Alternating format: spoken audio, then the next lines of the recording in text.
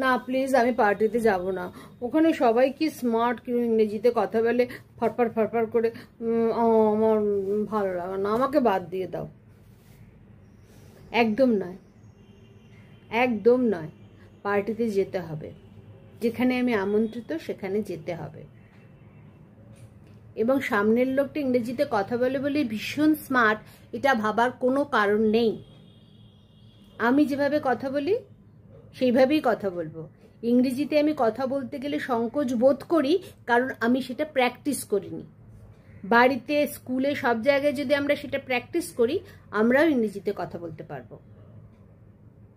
এটা আমাদের মনের মধ্যে একটা অহেতুক ভয়, অহেতুক একটা দ্বন্দ্ব আমাদের মধ্যে কাজ করে যে ও বেশি স্মার্ট, ও ভীষণ ভালো ইংরেজিতে কথা বলতে পারে।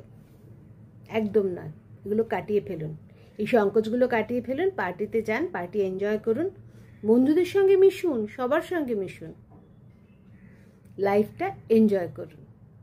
এই ধরনের ছোটোখাটো সংকোচ কাটিয়ে ফেলুন।